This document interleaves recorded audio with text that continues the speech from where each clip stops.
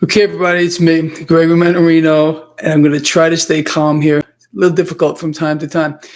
So, a post market wrap up on this Thursday, March 16, 2023.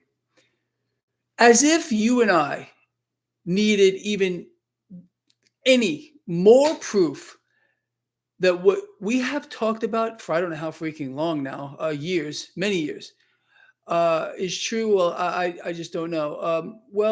What am I talking about? Okay, so we understand here that you got the Federal Reserve that's about to pump, I'm going to say at least 2 trillion or 2.3 trillion dollars into the banking system. We have what appears to be some kind of either buyout or funding for this First Republic Bank. It's getting, rumors are flying that JP Morgan and Morgan Stanley are going to buy First Republic. We'll see how that plays out. There's no doubt in my mind at all, zero, that we are going to see a pretty profound consolidation of the banking system. Again, why? Why is this going to happen? Because again, if we know they're going to roll out a new system reasonably soon. Thank you, Andrew. Sorry, my nose is itchy. Okay. So they got to get the right players in here. Got it? Melanie, thank you as well. So what they're going to do, obviously, is consolidate power in the few. Okay. They need to get rid of these smaller institutions as well. And I think it's playing out exactly how we would have expected it to go here. And again, look, the issue of liquidity in the system, this is not new. The system, you've heard me say this before, I'm just going to repeat it for maybe the new people. No matter what they do, 2 trillion, 5 trillion, 10 trillion, it don't matter. It's not enough. The system operates at in a perpetual liquidity crisis. I am not kidding. It's perpetual. It can't stop. This is why every mechanism imaginable and things you can't dream about are going to be thought of and put into action to pull more cash into the now. For example, this current banking crisis. All right. Trillions of dollars. And let me explain this to you in case you don't know. You're just hearing about this situation here in the United States, but this is a problem that's engulfing the entire world. It's not just a regional bank issue here in the US. This is global. Obviously, some pretty big banks, Credit Suisse is in trouble here as well. And they're not the only ones. Let me put another perspective on this for you in case you don't know. Okay. If you recall the last meltdown here, 2007, 2008, there was a problem with credit default swaps, mortgage-backed securities. If you believe that these things just miraculously just went away, well, then I think you're completely off. You got to fix your compass here. These issues exist and they're magnified. The other problem here that is doesn't get any coverage at all is the issue with regard to the investment banks holding treasuries that are yielding absolutely nothing at this particular point, and they can't get rid of them. These are toxic assets, and they were bought with, well, the depositors' money. So these banks are loaded, all of them, the mega banks too, loaded with what would be called toxic assets yet again. So we're just in the early stages of a global, worldwide, okay, banking system bailout. But what you're not being told yet again, and you will not be told, is this is massively hyper inflationary. Again, you cannot just add digits to a screen, print cash out of thin air, do whatever they got to do. Just put $1 trillion here, $2 trillion over there, $4 trillion over there, billions of dollars, and there not be a ripple effect through the entire financial system. Again, you know how this works here. Every let's just talk about a dollar that the Fed has. If they make a dollar, if the Fed prints a dollar, a lovely brand new, dollar bill, is it automatically worth a dollar? I hope you said no, because it isn't. What happens is once a bill in any form, whether it's printed or added to a screen, is created, in order to get purchasing power, it has to steal a fraction of a fraction of a fraction of a fraction of purchasing power from every single other bill in existence. And this process dilutes the money supply, dilutes the purchasing power of the currency, and it goes on and on and on. How many of you out here believe that a single politician, one, knows what I just said? Why is it, let me ask you, we're friends here, right? We're friends. Why is it that the entire system is being bailed out here? Trillions of dollars. And I don't know, have you heard any of our caring, loving representatives go to the airwaves and say, everyone, hold on a minute here. This is a bailout. They won't do it. They can't call this a bailout. Can't be done, especially under President Mummy Man, who's looking to be reelected. Paul Waltz, wow and thank you. Incredible. Anyway, so what so far can you take away from this video that you maybe know or don't know? The entire system operates in a perpetual, relentless state of illiquidity. Okay. So liquidity must constantly be added to the system in greater and greater amounts. And this is really what you're seeing here, but it goes way beyond that. It transcends that. We're seeing, again, a consolidation of power on an incredible scale. And wait till this really starts to get going, because I don't think you've seen anything yet. They're going over to this market here today.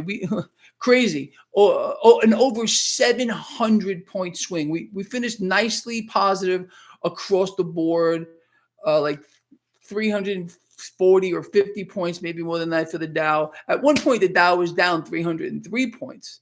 Now, I keep getting questions and comments, and I want to cover this real quick. Okay, I've already talked about this, but I'm going to tell you again, because it seems maybe you missed the memo, some of you. A lot of people are writing to me, I do check my emails and everything else about what the Fed's going to do less than a week from today. All right, a lot of you believe there's going to be no hike. No, there is definitely going to be a rate hike. The question is how much, and I've already told you my take. My take is 25 basis points. I mean, there is an outlying chance, and I mean a small chance, that the Fed's going to do 50, but I think the market's going to hate it. 25 basis points, I believe, is what the market is contemplating. Now, if you look at my record with regard to the Fed, in 10 years, I've been wrong 3 times. 3. Okay, if I'm wrong here, that would be 4 in 10 years. I'll take it. Okay. I think my record with regard to calling what the Fed will do is probably second to nobody in the world. That's really the truth. Anyway, that's where I stand with it. But does this really matter? Does it really matter? Let's step back just a moment here. Okay. The Fed's going to hike 25. Let's just go crazy here. All right, let's have a little fun and say the Fed is going to raise 50 basis points. Does it really matter when they're pumping trillions of dollars into the banking system? Does it matter at all? I don't think it does. I don't think it matters at all. Nothing matters when you have a central bank just pumping all kinds of cash into the system. Where's the outcry? I don't know. I don't see it. You and I, yeah, I think we're pissed off. But it looks like it's just about you and me. Energy, I want to cover something else real quick. Energy. All right. First of all, let's talk about this month. This month has been pretty radical. All right. No surprise. End of last month, I explained. Thank you, GM Queed. I appreciate that. I explained that this month was going to be a wild one. March is pretty wild for the market, historically speaking here. Energy is taking quite a pounding this month here. But let's put this into a perspective as well. First of all, I think commodities are the place to be moving forward, as you all know. Energy has taken a hit here, crude oil, absolutely. But if we believe, let's put this together real quick, that the banking system is going to get a lot of cash to keep it propped up. It's a zombie. The system is zombified. You understand? It's a zombie system that's being propped up, again, with bad money, period. But again, it's being propped up just long enough so they can be absorbed into the larger Wall Street banks. This is how this is going to play out here. All right, but understanding that the system, it appears at least, is going to get some pretty large capital injections into it. Okay, this would be very positive for the energy sector. It would be positive for energy as well, crude oil. So I just want you to keep that in the back of your mind. Thank you, Yvonne B. Appreciate it. Anyway, so bank bailouts, which is what's happening here, banking system bailout is bullish for energy and for crude oil moving forward here. I was writing stuff down all day here, people. So if you watched the video I did this morning, I said I believe that the European Central Bank was going to raise rates. They did raise 50 basis points. Don't matter. It don't matter in this environment. Look at what I wrote here. All right, let me just show you if you can read that. The system is dying. Yeah, that's in my terrible handwriting. The system is dying, but they're propping it up. Let me see. Let's see here. So I already covered what they're doing with regional banks, JP Morgan, Morgan Stanley, capital injections over here, small bank buyouts. Just mark my words on this. And the zombie system. The zombie system, people, it's outrageous here. But no surprise. Look, you and I, what we need to do, honestly, is if we realize that this entire system is nothing but a house of cards built over a pool of gasoline, it really does make our life easy, honestly. Thank you, Chunky Ninja. Anyway, so understanding this and understanding even more on a larger scale, that the debt market, again, is the driver of the entire market. It's going to be fueled even more. The debt bubble is going to be hyperinflated. All these trillions of dollars that are being pumped into the system, Federal Reserve, 2.3 trillion or whatever it might be. It's going to be more than that. It's all added to the bubble that we are in. And it's going to get a lot bigger here. So bet against the debt, become your own central bank. We're never, ever, ever, ever going to waver from that. Okay. Physical silver is still my favorite asset on the planet. You all know that. It's just a matter of time before this thing really gets real for people. You understand? And it is going to happen. It's just a matter of at a time that they choose. And they have to put things together first. They can't just all of a sudden unleash a new system on us. You understand? I think you got that. They have to set it all up. They have to put the pieces in place. And what we're seeing now with this consolidation of the banking system is a major, major, major part of getting the system prepared for the new system. Thank you, the Nenwind. I'm really bad with pronouncing things that I'm not familiar with. You probably have gathered that by now. Anyway, so with that said, I think I've covered everything I wanted to cover, but I really do want to hear from you. And every time I talk out here, this is our thing. It's not Greg's thing. So I want us all to participate. So let's talk about here a JEPI again. This is a monthly dividend. Someone's asking me how often does JEPI? It's a monthly dividend. It has not changed. So it's a good place to be long-term meaning at least a decade, maybe longer than that. This is a long-term investment. You want to see one of the reasons why you own something like JEPI is because you want that dividend every month. No matter where the ETF goes, it's an exchange traded fund. You collect a dividend. It's really a form of income, cash flow. You understand? That's how it works. Anyway, risk off. Are you referring to the current system? Right now, it depends. It may be risk on. I mean, we need to see risk on, meaning cash going back into the market. If they, again, what do they got to do? What has to be done? You know the answer to this, but I'm just going to tell you what has to be done, which would propel the stock market higher, even if the economy continues to crater on a global scale, which it is.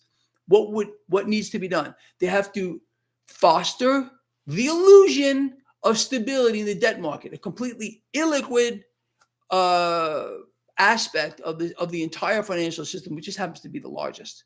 If they can maintain that illusion of stability, look where the MMRI is here. It's like 230 something or 231.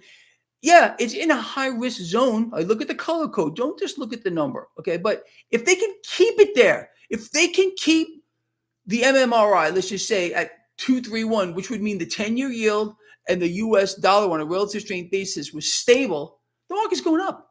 If we continue to see this, or we see a sell-off again in the debt market, well, what do you think is going to happen to the stock market? Duh. That requires a duh. Duh, duh, duh, duh, duh. But I think we are, look, you and me, we are so far ahead of the curve. We know what's going on. We know why it's happening. We called all this stuff right here on this blog. Okay. And again, this is not just me, it's all of us collectively together. NFTs. As a new asset class, it's in its infancy. We'll see where it goes moving forward.